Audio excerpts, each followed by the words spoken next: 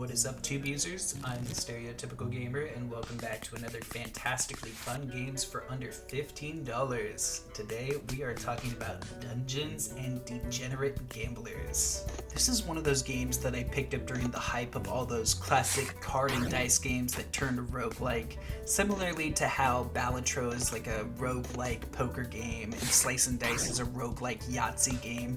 Dungeons and Degenerate Gamblers is like a roguelike blackjack. And I think this game stands out because it does a lot of really interesting things to the baseline game of blackjack and creates a really fun and interesting kind of roguelike elements that make it unique on its own.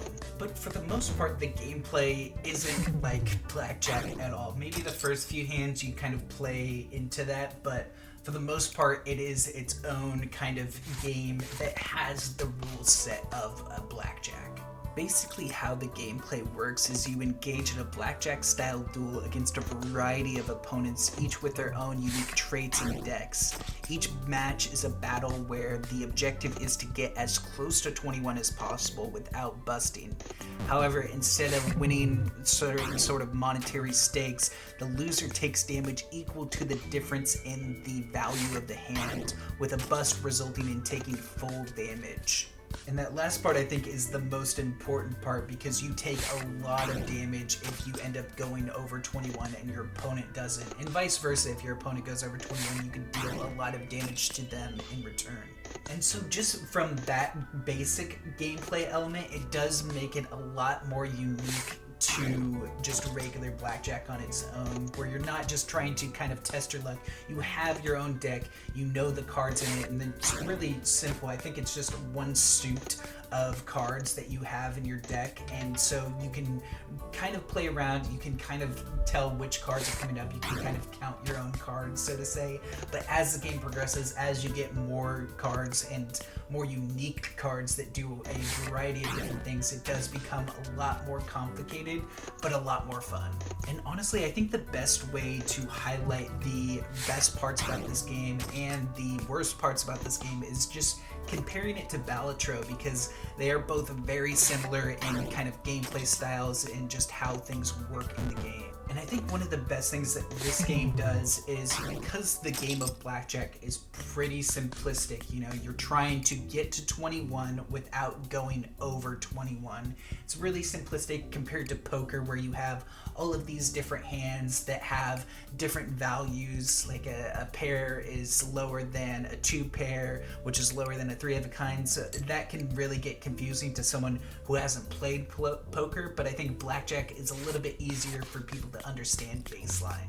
I think one of the kind of small downsides with Balatro is that it really steers away from poker after playing a few hands. You're really just trying to go for a certain hand type throughout your run. You want to, like, you'll somehow like stack pairs or stack two pairs. You'll be just playing a certain hand, whereas this game, you're always kind of playing to that 21 and you're trying to base your deck around that. I find that a bit more interesting.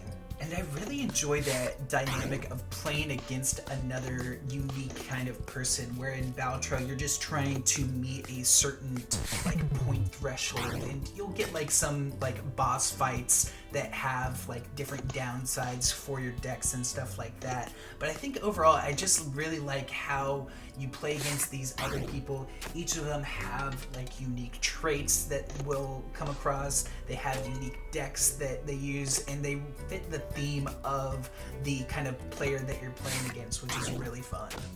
But I think what this game doesn't do as well as Balatro is, once you get into those later levels, the just plethora of different cards, and I love how many unique and different cards there are in this game and how it plays into how you play your hands and stuff like that.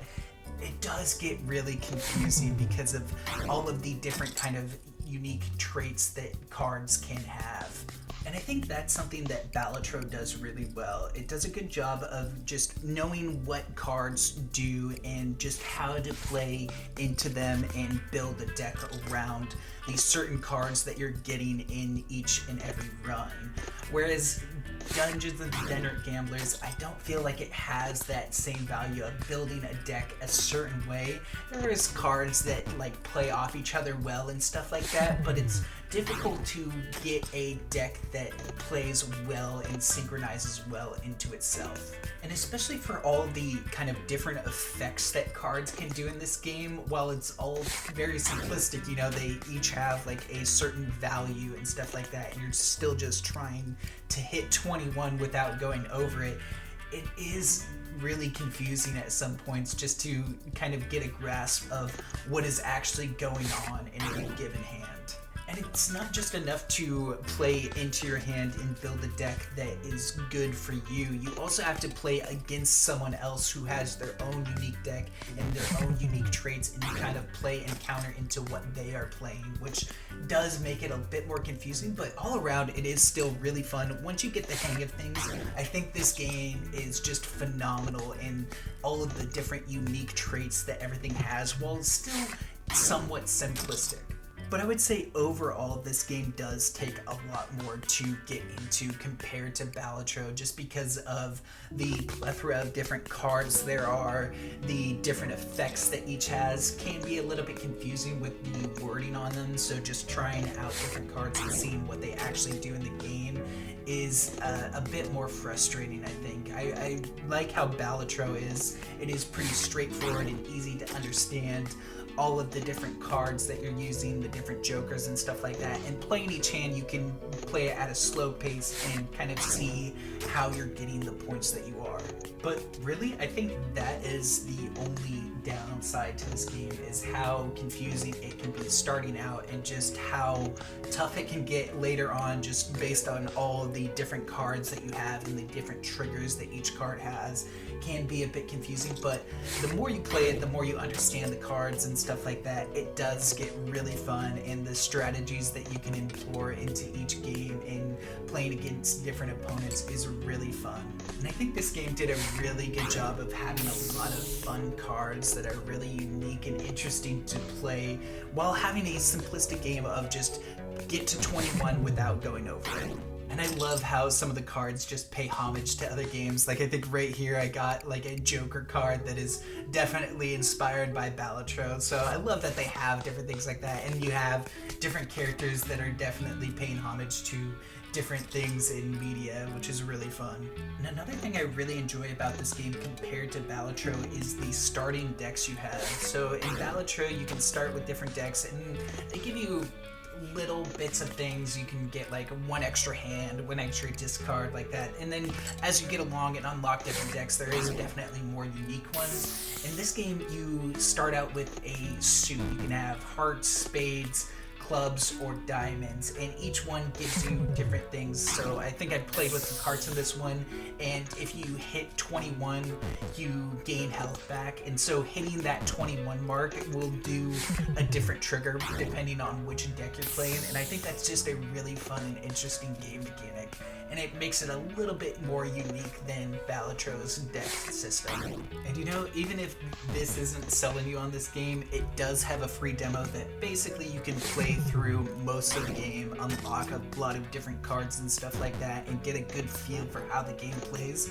And I think the demo is probably one of my favorite demos. Like, I still had it for a long time until this game actually came out and bought it, because of just how fun it is. It's just a really fun, simplistic roguelike game, and especially if you like blackjack and kind of those other games like Balatro and stuff like that, this game really fits into that genre of game and is really fun to play.